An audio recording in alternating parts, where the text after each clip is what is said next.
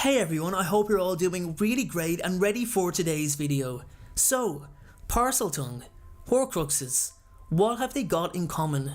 Well, quite a lot according to what I've been researching. Now, I've always been interested in the origins of certain things from the magical world. Like, how was the Horcrux created? How are spells made? And today's video, how did Parseltongue originate? Honestly, like, where did this language come from? How did someone just come along and magically teach himself the ability to speak to snakes? You can't, right? It would have to be something he inherited.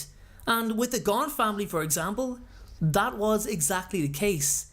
That means Parseltongue had to originate with someone and something. In addition to that, what has it got to do with Voldemort's snake-like appearance? I'll be answering all of those questions in today's video. So with that being said, make yourself comfy and enjoy today's video.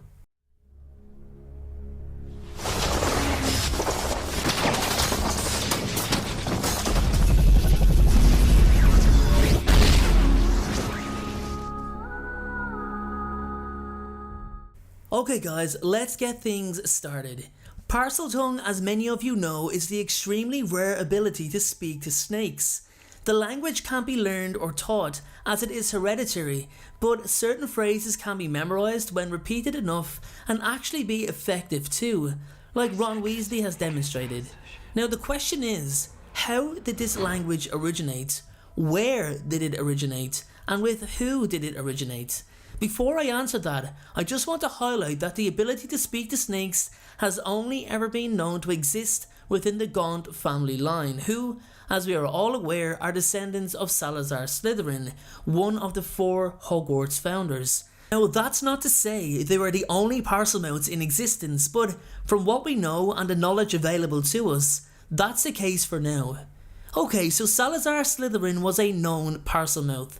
It was something he was very proud of. He also heavily incorporated snakes into his everyday surroundings. A snake is the emblem of House Slytherin, and the man just seems to be too keen on snakes himself. It's as if they mean a lot more to him than most would think. The question is, why? Even the Gaunts proudly spoke to each other only in Parseltongue, as the snake was an important part of their wizarding heritage also, being related to Salazar himself. So that leaves us with Slytherin being one of the earliest known Parselmouths, but the question remains, who is he descended from?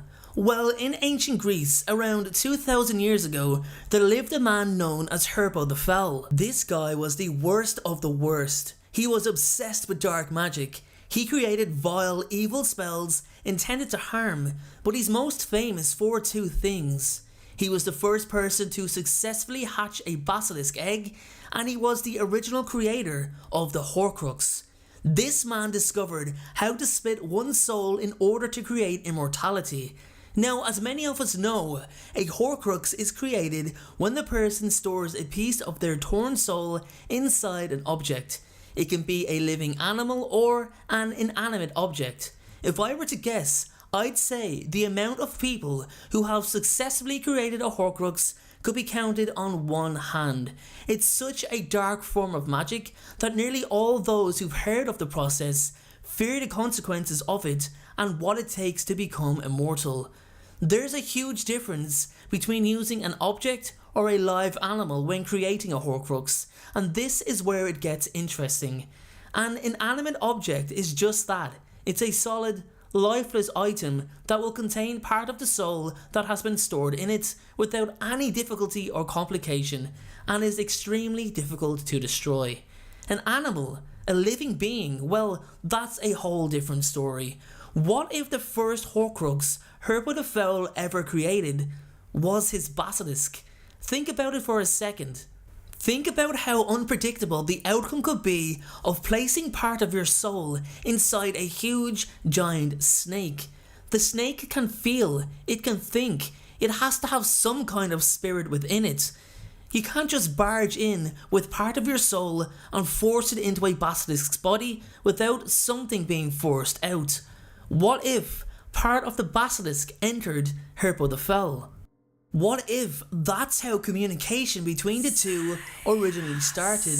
What if that's how he could talk to a snake, and that is how the first ever Parselmouth was created from the first Horcrux? As an immortal, Herpo had children and passed on the magical ability to speak to snakes to his children, who then passed it on to their children, and so on. Why else would the snake be so heavily focused upon by all families who were gifted with the ability to speak Parseltongue? Because their ancestor created it. Salazar Slytherin was also fully determined to keep the bloodlines pure, possibly for fear of the Parselmouth being bred or filtered out through Muggle blood. What about the unwavering loyalty from those who descended from Slytherin? Corvinus Gunn, for example, in the 1700s, doing everything to keep the Chamber of Secrets hidden. The Locket of Slytherin treated as if it was the crown jewel of the Gaunt family. It all begins to make sense if you think about it. The Gaunt line was already flushed with the blood of the once immortal Herpo the Foul. Look at how naturally gifted young Tom Riddle was. This boy could do things at the age of 7 or 8 without a wand that most mature, experienced wizards could only ever dream of doing. Tom obviously went on to become Lord Voldemort, as we all know.